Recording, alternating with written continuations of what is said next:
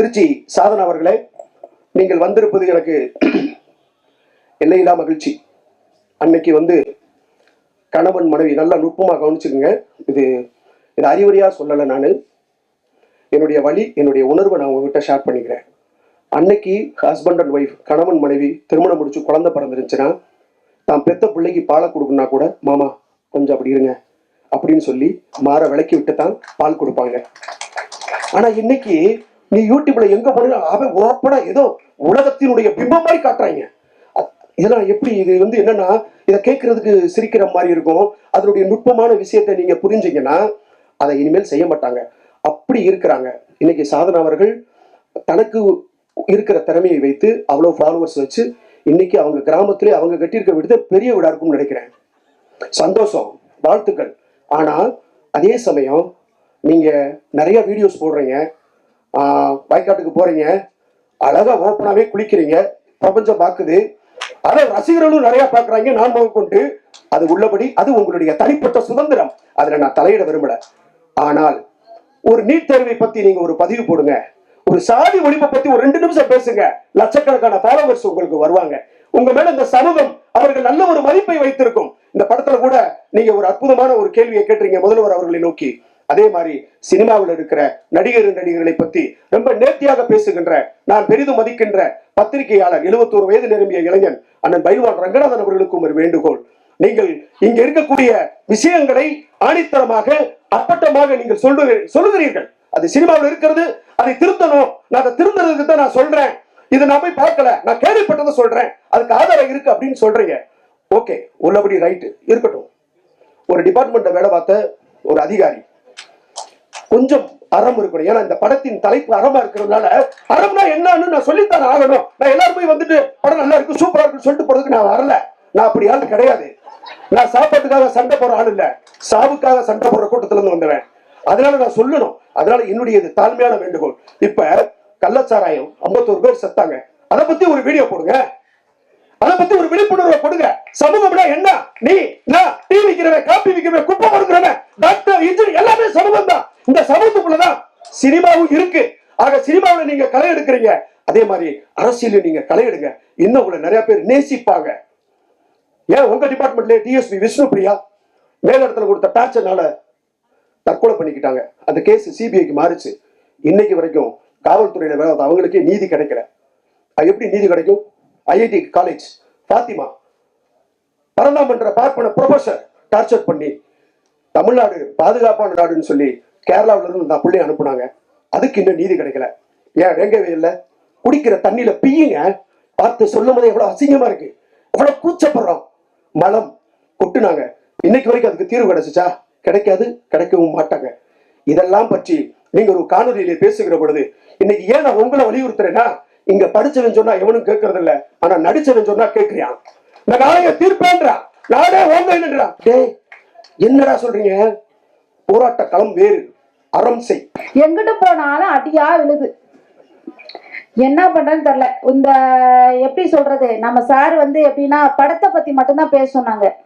ஆனா அப்படி பர்சனலா பத்தி பேச விட்டு சும்மா இங்கெல்லாம் பூகம்பம் அப்படியே கிளம்புது. இருந்தாலும் ஒருத்தர் முன்னேறதுக்காக 4 பேர் அட்வைஸ் பண்ணா அதை கண்டிப்பா நம்ம ஏத்துதான் ஆகணும். அவங்க நமக்கு அக்கறையோட தான் பண்றாங்க அப்படின்னு சொல்லிட்டு நம்ம மனசார ஏத்துக்கணும். அதை நான் ஏத்துக்கிறேன் கண்டிப்பா. ரொம்ப சந்தோஷம். முக்கியமான ஒரு விஷயம் என்னன்னா, இந்த படத்துல நான் நடிச்ச கேரக்டர் ரோல் பாத்தீங்க அப்படின்னா ஜெயலலிதா அம்மா. ஆமா, ஜெயலலிதா அம்மா மாண்புமிகு இரும்பு பெண்மணியான அந்த எப்படி சொல்றது, முன்னாள் முதலமைச்சர் அவர்களுடைய வேடத்தில் நான் நடிச்சிருக்கேன். ரொம்ப சந்தோஷமா இருக்கு. இந்த கேரக்டர்ல பாத்தீங்கன்னா யாருமே ஓப்பனா நடிக்க மாட்டோம் அப்படின்னு சொல்லிட்டாங்களாம். அப்புறம் இன்னொரு விஷயம் என்னன்னு பாத்தீங்கன்னா, அந்த அம்மாவோட ஆட்டிடியூட், அந்த அம்மா எப்படி நடக்கிறாங்க, பேசுறாங்க, பாவனை, அவங்க எப்படி நடந்து வர்றாங்க போறாங்க, இதெல்லாம் வீடியோவா நீங்க ஒரு டைம் பாருங்க அப்படின்னு சொல்லிட்டே இருந்தாங்க. கடைசியில சரி ஓகே சார் அப்படின்னு சொல்லிட்டு பார்த்தேன். எனக்கு டைலாக்ஸ் எனக்கு நிறைய கொடுத்தாங்க. அதை பின்பற்றி சாரோட நம்பிக்கையை இழக்காம கண்டிப்பா என்னால முடிஞ்ச வரைக்கும் இந்த படத்தை நான் நடிச்சு கொடுத்துருக்கேன். என் மனசார நீங்க என்ன சொல்றது, எனக்கு அவர் சொன்னதே மைண்ட்ல ஓடிக்கிட்டே இருக்குது. டக்கு டக்கு டக்கு டக்கு டக்குன்னு வருது. என்னடா கூப்பிட்டு வச்சு இவ்வளவு அழகா தெளிவா பேசுறாரு அப்படின்னு சொல்லிட்டு இப்ப சப்போர்ட் பண்ணுங்க எல்லாரும். நீங்க சொல்றதுனால உங்க பேர் என்ன சார்? குணாஜி. இங்க பாத்தீங்கன்னா இங்க அரசியல் வட்டமே நடத்திட்டார் குணாஜி. கத்து கத்து கத்து கத்துன்னு கத்துனாலும் இங்க ஒரு கை தட்டினா ஓசையே வராது. அந்த காலத்துல சொன்ன மாதிரிதான், எல்லாரும் சொன்ன மாதிரிதான், நீங்க கத்த நாங்க கேட்க, இவ்வளவுதான். எல்லாருமே கத்தணும் உங்க மாதிரி கோரஸா, இல்லைங்களா? அதனால ஒருத்தர் எனர்ஜியை வேஸ்ட் பண்ணி கத்தி கத்துனா அவங்களும் ஆப்போசிட்ல உங்க வாயை தானே பார்த்தாங்க, வேற ஏதாவது பேசினாங்களா? பேச முடியல, ஏன்னா நீங்க பேச விடல. சோ அதனால படம் எப்படி எடுத்திருக்காங்கன்னா, எல்லாரும் ஒற்றுமையா இருந்து போராடுங்க, இந்த தமிழ்நாட்டுக்கு நல்லதை வந்து நீங்க கேளுங்க, போராடி வாங்குங்க, உண்மையை உறக்க சொல்லி எல்லாமே பண்ணுங்க அப்படிங்கிறதுக்காக தான் அரண்சை படம் வந்து எடுத்திருக்காங்க. சாதனா அப்படி யோட மேடல் வேற இருக்கனே கொண்டாடி இருக்கா சார், கொண்டாடி இருக்குன்னு தான் சொன்னார் அவரு, இல்லையா சார்? இல்லையா? ஓ சண்டை, ஐயோ ஏங்கிட்ட உங்க கதை எடுத்துறீங்க சாமி, நானே ஏகப்பட்ட பிரச்சனை இருக்கேன் சார்.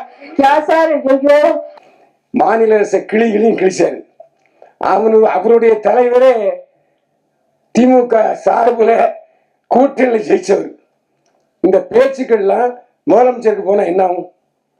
நீங்க வாழ்வுரிமை கட்சி தலைவர், திமுக ஆதரவுல ஜெயிச்சவர், நீங்க எப்படி திமுக தப்பா பேசலாம்? நான் இந்த கேள்வி கேட்கிறேன். கச்சா அம்சான் போட்டு கிழிச்ச உடனே சரியா போச்சா? சார் நான் சொல்றது, திமுக தயவில்லாமல் உங்கள் கட்சி தலைவர் எம்எல்ஏ ஆகியிருக்கிறாரா? என்ன விடுறது? அப்ப எப்படி என்ன நீங்க சொல்லலாம்? நான் ஆதாரத்தோட தான் பேசுறேன். நான் வந்து எனக்கு ஒரு விஷயம் சொல்லுங்க. இப்ப வந்து யூடியூப்ல தமிழ்நாட்டில் பார்த்தா 50 பைசா தான். ஆனா அதே வெளிநாட்டில் உள்ளவங்க பார்த்தா ₹1 50 பைசா. இன்னைக்கு எனக்கு பெண் ரசிகர்கள் ஜாஸ்தி.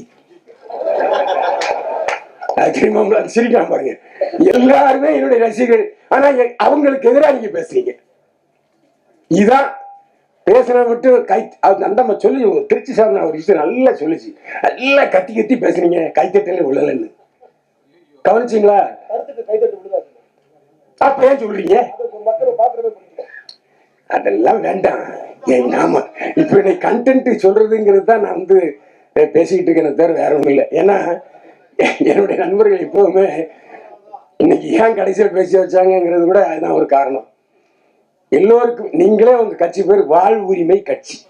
அவங்கவுங்களுக்கு ஒரு உரிமை இருக்கு, அவங்கவுங்களுக்கு ஒரு சுதந்திரம் இருக்கு, அவங்கவுங்களுக்கு ஒரு தொழில் இருக்கு, அவங்கவுங்களுக்கு ஒரு பிளாட்ஃபார்ம் இருக்கு. இப்போ எனக்கு என்னை பத்தி என்னுடைய நண்பர்களுக்கு தெரியும். என்னை பத்தி கேள்வி கேட்டே என்ன பெரியவன் சாய்க்கிறாங்க. நான் இல்லாத பொழுதும் சரி, இருக்கும் பொழுதும் சரி, அந்த எதை சிரிச்சிட்டு இருக்காரு அவர் தான் இஷ்டத்தை கேள்வி கேட்கிறாரு. நான் அதே மாதிரி நானும் பாத்தீங்கன்னா பேசாததை கூட தமிழ் வைக்கிறாங்க. அது ஏன் தப்பு இல்லை. தயவுசெய்து நீங்க என்னுடைய பதிவுகளை பார்த்தீங்கன்னா அவர் சொன்னார், அவர் தவறான தகவல்னு சொன்னார். சமீபத்தில் 5 பதிவுகளை நான் பேசியிருக்கேன். கள்ளச்சாராய சாவுக்குன்னு தமிழிலே வந்திருக்கு. சாராயம் காய்ச்சறவனையும் விற்கிறவனையும் அரசாங்கம் தூக்கில போடியான்னு சொல்லியிருக்கேன், நான் பேசியிருக்கேன். அவர் பார்க்கல, நான் செய்வேன். அவரு நான் தப்பா பேசுனது மட்டும் பார்க்கறாருன்னு தெரியல. எப்படி சொல்லலாம்? நான் 5 விஷயம் போட்டிருக்கேன். அரசியல்காரங்கிற சேனல்ல போய் பாருங்க, எல்லாம் 1 லட்சம் மேல போயிருக்கு. சாராயங்க இன்னைக்கு நீங்க அரசியல் பேசுன, நானும் அரசியல் பேசுனேன். இன்னைக்கு ஏன் கல் இறக்குறத அனுமதிக்க மாட்டீங்க? எல்லா மது ஆலைகளையும் வச்சிருக்கிறது ஆளுங்கட்சியும் எதிர்கட்சியும். எப்படி அவங்க வந்து விடுவாங்க? யாரும் இருக்கீங்களா?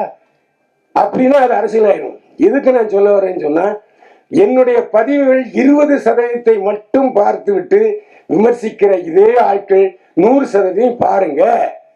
நான் தான் சொல்றேன், அரசியல்காரன் சேனல்ல 4 பதிவு போட்டிருக்கேன். 4 2 லட்சம் 2 லட்சம் போயிருக்கு. எல்லாமே அரசை விமர்சித்து தான்.